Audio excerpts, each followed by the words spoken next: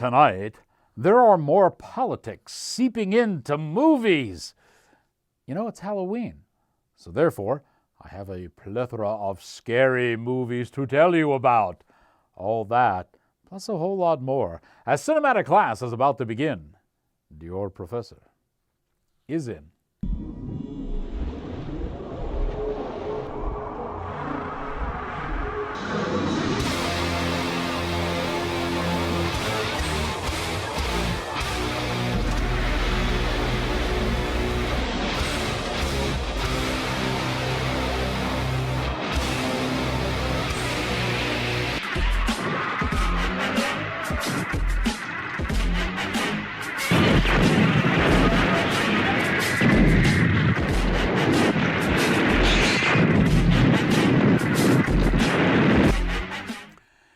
Greetings, salutations, and other sundry affair. I am your cinematic professor and purveyor of truth in movies. And welcome tonight. Before we get into the movie business, let's first say a little tip of the hat, if you will, to our sponsor, House of Fairuza Barbershop and Cigar Lounge, located at the corner of Drake Road and South Park Road. They're going to have a nice big cigar sale. I'll tell you a little bit more about that later on in the show. And also want to plug Outtakes with Rex Reel on both Rumble and YouTube. You know, I try to keep the movie reviews that I do on the show different than the ones I do online. And now I even have to do the ones online different because, you know, after a while you get a feel for what YouTube is going to say, okay, and what they're going to censor right away or block or something like that. So there are a lot of times movies that I will review on YouTube because I know they're pretty safe. And then, of course, the ones that tend to be a bit more ribald will go up on Rumble. So, hey, this is easy. Just make sure you subscribe to both the YouTube channel and the Rumble channel, and you'll have all of this movie goodness. You know, I almost hate to do this. I really do. And certainly back in the day when I was teaching, if one of my students did this, I would scream bloody murder. But I'm about to break one of the cardinal rules of film criticism. I've got to tell you about this movie. And I mean, in doing so, I'm going to tell you the movie, all right? I feel compelled to do this because the movie is really that bad. It's called Frost. Believe me when I tell you, I'm saving you from watching this, and you'll thank me for it. Deanne Penn is pregnant, so she decides to go see her father, who is played by Vernon Wells. It's a small part, but he's in there. She hasn't spoken to her dad in 5 years, but, you know, she's pregnant, and I guess suddenly she's feeling family ties. Well, when he sees her, he is happy as can be because there's his daughter, but he is rather reproachful of her condition. As a means to try to rebond and capture some of the fun they had when she was young and growing up, they decide to go on a fishing expedition on the nearby lake. On their way there, they are involved in a car accident, and Deanne is pinned in the car by a tree limb as it comes through the car. Now, Dad is all messed up too. He's all banged up. But eventually, he manages to get his way free from he can't move his daughter because he's afraid if he pulls the branch out, she'll bleed everywhere, okay? So he decides to hobble off, and I do mean hobble. He's got a busted leg, a busted arm. He decides to hobble off to look for help. Oh, that ain't the end, kids, because while he's hobbling away, there's an ice and a snowstorm, and it hits with great ferocity. Then, of course, a wolf comes by, and poor Deanne has to fight off the wolf. And don't you know it, when she's left all alone with the wolf hanging around outside, her baby decides it's time to be born. And folks, I got to tell you, this is one of the worst birthing scenes ever recorded. You know, she gives birth to this baby and there's no cord. Yeah, she just reaches down, pulls it out, and holds it. There's nothing attaching it to. Makeup man goofed a little bit on that one. Well, you know, Through a series of events, she begins to hallucinate and she becomes very hungry, and she decides to eat a health bar. But in reality, it's not a health bar, it's her baby. Okay? Are you following this so far?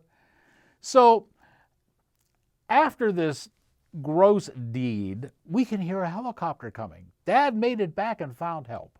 All right? She looks out to see the helicopter, and an icicle falls off of the tree, goes through her eye, and kills her instantly. And that's the end of the movie. Now, you're sitting there going, well, no sense. Yeah, no, there is no sense watching it. Look, Deanna is pregnant in the movie, and the actress is not a twiggy actress. Sorry, so she has a little bit of a weight to her. But we're supposed to believe, according to the graphic, that she got this hungry, that she had to eat her own baby in just 3 days. That's right, 3 days. It's the most ridiculous thing ever. Here's a look. When the sun goes down, it's going to get really cold, really fast. The buddy's probably having a really hard time keeping you warm. I'm going to leave for help. What? We've got a storm coming in. I'm having contractions. If anybody can hear me, please come here.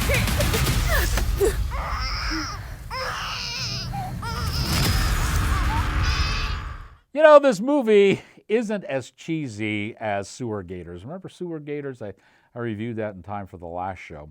But this one really isn't too far behind either. You see, a young couple plan an exclusive estate wedding in Hampshire. This is Hampshire, England now. We're across the pond, and we're in the United Kingdom. Only to have giant crocodiles serve as wedding crashers. Now, to set the stage on this, the opening scene features an interracial couple spooning on the estate grounds. Now, what have I been telling you in my reviews, especially horror movie reviews? Anytime you see an interracial couple, they are doomed.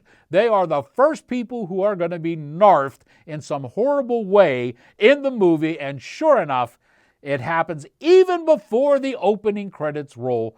These two are eliminated in a ghastly manner.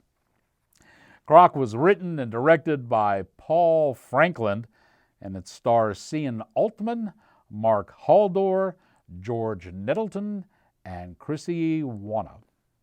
Now, Franklin uses his script to belittle God and the Church of England.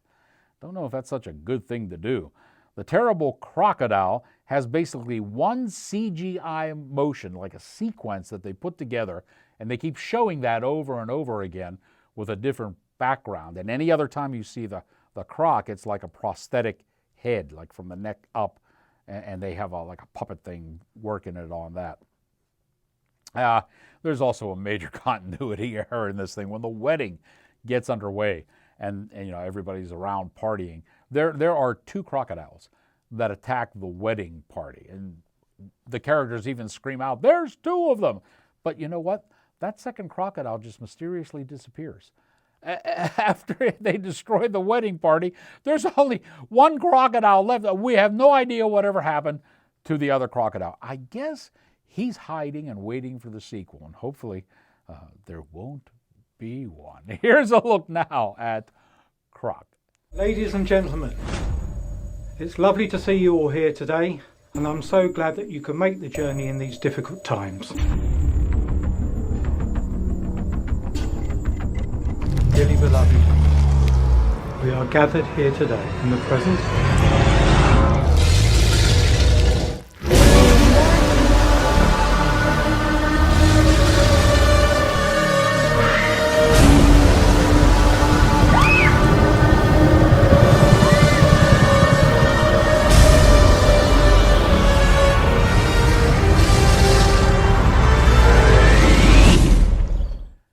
Those of you who remember the last show know I was looking a little bit shaggy, but now I am coiffed almost perfectly.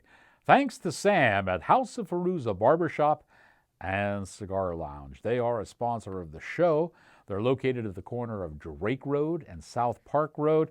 And I'll tell you what, every time I go down there, whether it's to get a haircut or a shave, or if it's just to relax a little bit, enjoy some good libations and a cigar, I have had a fantastic time. And those of you that have been down there know that Sam has an amazing collection of cigars, and they're in the process of building a walk-in humidor, which I got to see a little bit of the last time I was down there, and it's going to be absolutely amazing. There will be hundreds of cigars on display, literally, in there. And speaking of cigars, Sam is having his giant annual cigar sale, okay? Personally, I like Monte Cristos, and I'm probably going to snarf up a lot of those if I can.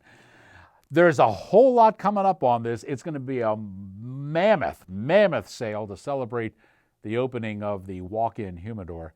And Sam says he'll give us a little bit more information about that in the weeks to come. But I took a little sneak peek while I was down there at some of the savings, and they're huge. This is the time to stock up, especially if you love good cigars. More information on this on the next show. Until then, be sure to give Sam or Corey a call.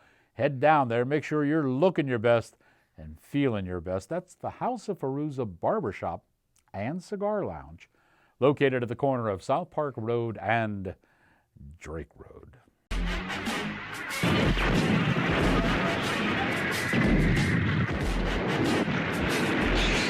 You know, there's always something exciting going on at the House of Fairuza Barbershop and Cigar Lounge, and that's why I'm happy to have them as one of our sponsors here on Outtakes with Rex Rio. I'd like to tell you about their next outing, which occurs in July, but folks, it's already sold out. So before I even had a chance to tell you about their golf outing, tickets are gone already. That's how fast, you owe it to yourself to go down there, enjoy some good quality man time in the lounge, and then also stop in and have Sam make you look like you're styling and profiling. And I got to tell you, they have a lot of really unique products that you're not going to find anywhere else, like on the shelf of Walmart or someplace like that. A lot of them are locally made, and they are very good. I'm wearing about 2 or 3 of them right now. So it's the House of Fairuza Barbershop and Cigar Lounge. Don't let a week go by without finding out what's going on. Give Sam a call. They're located at the corner of Drake Road and South Park Road, and they are a proud sponsor of the show. They support us. Won't you support them?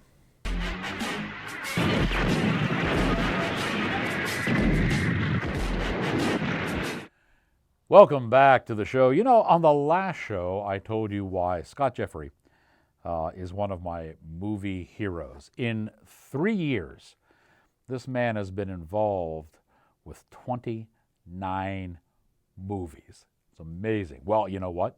Change that, because now it's 30 movies in just 3 years. This latest one is called The Area 51 Incident. Now, Scott does something a little bit different in this one. You know, normally he's the director, the producer, the editor, the cameraman. He does everything. In this one, he's one of the stars, all right? He stars as Trent, and he also wrote the script for the movie. So you might say, well, he's taking a little bit of a break on this one and that he only stars in it and wrote the script as well. All right. Area 51 shifts the fabled alien crash site into actually a wormhole center. Now, when the aliens make their way through the wormhole, which it has taken them since, 1951 to do, mankind is doomed. And while the Earth is being ravaged, the action of all this flick takes place in a safety bunker. There, an obsessed alien chases a motley crew of technicians and pedestrians. By the way, last show I did a review of a movie called Dinosaur Island, which was also a Scott Jeffrey film. This is the same bunker that they used in that movie. They did, however, change the lighting scheme so it has a different color palette, looks different. You know, we call that diversity in movie making. Now, along with Scott Jeffrey, starring in this film is Toby Wynn Davies, Peter Jeffries, and Megan Purvis. You know, I got a little word here about Megan Purvis. She is not a ranting screen beauty by any stretch of the imagination. But I really like Megan Purvis. She reminds me very much of the old Scream Queens back in Hammer Films' glory days. You know, they always started with Christopher Lee and Peter Cushing, you know? And she reminds me of that. And while she may not be a tremendous looker, she does good in these roles. And anytime I see her in a movie, I know I'm going to enjoy her performance because she fits into that niche very, very well. So I must have said something complimentary about her. I started getting emails from people who had English as a second language saying that they were, hi, this is Megan. You said nice things about me. You have to filter through all that nonsense and anything. But anyway, I like her in the Schlock B horror movies because she is a good scream queen in this, and she does a nice job in this as well. All right. This movie is made overseas. Well, Megan's overseas. So, I mean, they're all British in this. So you may be asking yourself, Professor, why are everyone involved in Area 51 speaking in a British accent? Good question. I guess there's an international station at Area 51, and we must just be in the British section. Who knows? Who can tell? Here's a look at Area 51 incident. A rift was discovered. A rift? Like a wormhole. It emitted frequencies that were suggestive of something intelligent.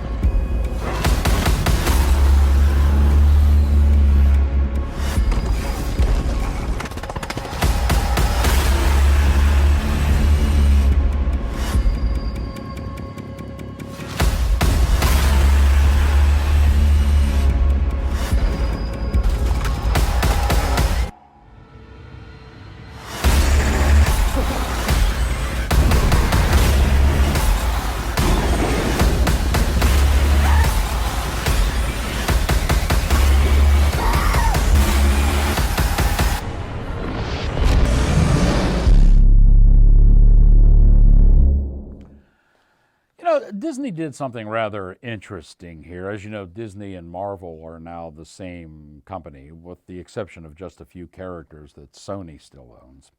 So they came out with a test pilot for a new show, Werewolf by Night. Now, for those of you that are big Marvel comic geeks, you probably have heard and read Werewolf by Night.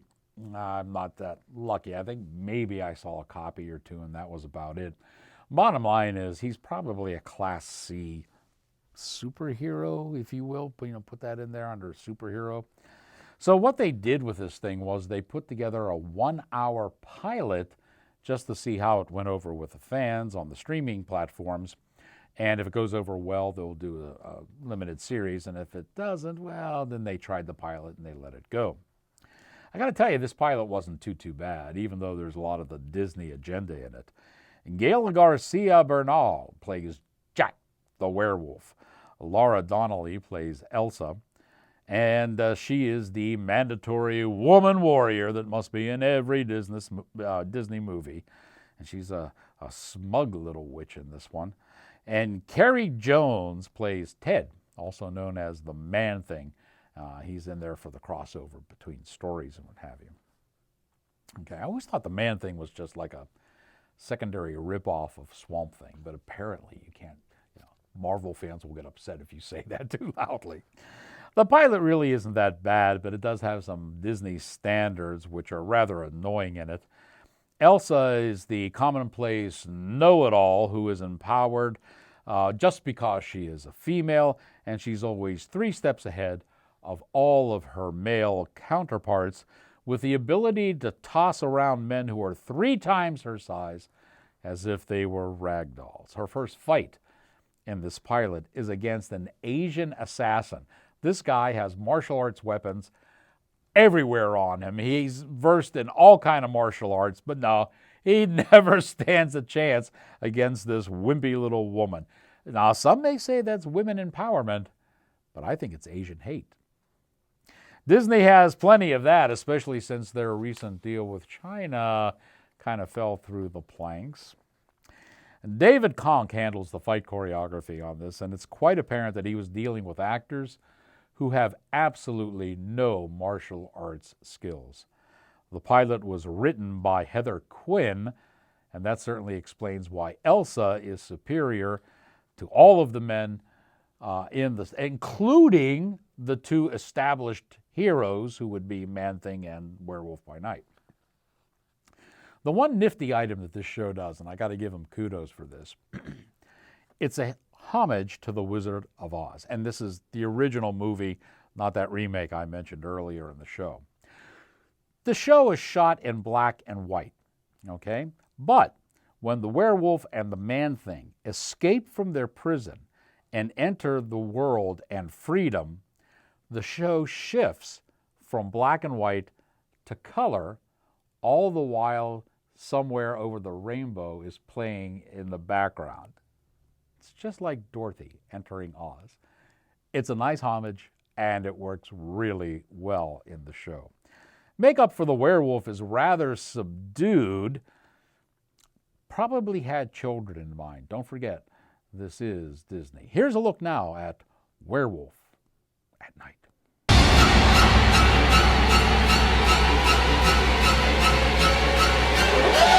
You wanna see this, darling? Please don't do this. Death is coming for you!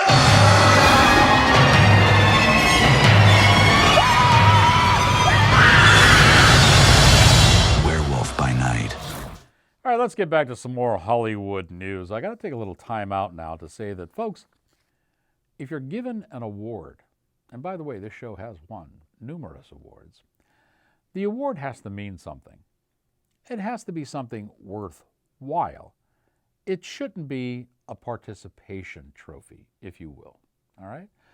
And some things happened in the last week or so that had me scratching my head. First off, Norman Reedus was awarded the star on the Hollywood Walk of Fame. You know, I can understand why Norman Reedus would be able to receive this star. He has been the star of the TV series The Walking Dead for, what's it in now? It's 12th year? Something like that? 12 years? So to get a character and hold that character through a television series through 12 years, that's a pretty good accomplishment. I can understand why he would get a star on the Walk of Fame. But in the same day, they awarded a star to Avril Lavigne. Why? What in the world has Avril Lavigne done to merit a star on the Hollywood Walk of Fame? I can't, even when they were describing why she was receiving her star, they were saying, oh, she made these 2 or 3 hits some 20 years ago. Okay, what's she done since then? We're giving her a star because of something she... No, I'm not buying this at all. I know the majority of the audience for this show is male, and they're probably saying, yeah, I agree. But, there are a few females who watch this show, and they're probably saying, Avril is so meaningful. Go on to one of the social sites for Outtakes with Rex Reel and explain to me why Avril deserves a star on the Walk of Fame. Because everything I've read about her, apparently she had an amazing career for about a 2-year span 20 years ago, and it's been flat since then. Convince me otherwise, Just like Crowder when he sits there with the table, says, change my mind. Change my mind, folks. Leave me a message on one of those and let me know why. I can't see why they're giving these out. They lose their meaning if you just give them to any schmuck that walks down the street. There you go. Well, I guess it's about time that we address the 500-pound gorilla in the room, and that is the remake of Hellraiser.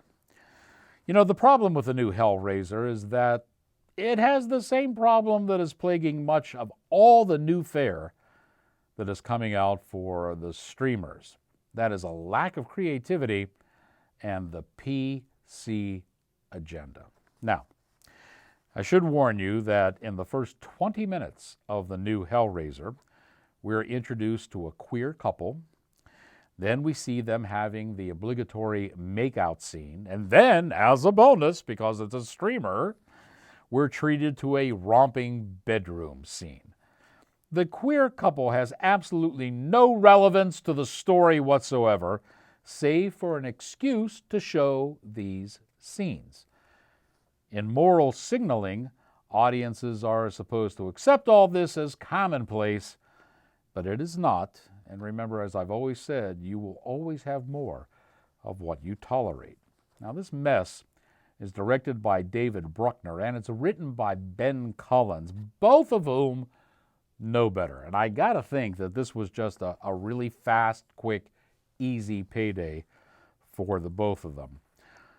The new Hellraiser stars Odessa Azion, Jamie Clayton, and Adam Faison. The character Riley, who is our main, I guess you can call her a protagonist, she's absolutely obnoxious and quite unlikable. Now, what about Pinhead? Well, let's face it, Pinhead now is a woman. We know that. It's wasted, and it's bad. Professor, you're saying that because you don't like when they take characters and change genders or races just to be PC. That is all true. But I'll tell you why this one doesn't work. Think back to the original Hellraiser and the original Pinhead. When you saw him, there was really good use of shadows and shadow placement. Hellraiser, Pinhead, looked ominous. You want ominous in a scary movie, okay? In this new version, the costume they have for the female Pinhead, I guess they liked it so much that when she appears, they put her under a spotlight. There's no shadow nuance. There's no, half lighting or underneath monster. None of that to make it look. She's lit up like a Hollywood star, and it's like, what are you doing? That's, Here's a look at the new Hellraiser. What's your deal? It has 6 sides, 6 configurations. It opens up, and it cuts you. And then they come to collect.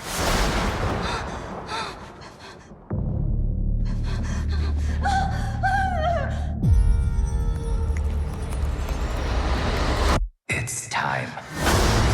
Greater delights await. We wish to see you proceed. Feed it. Their blood, their pain. All for us. What is it you pray for?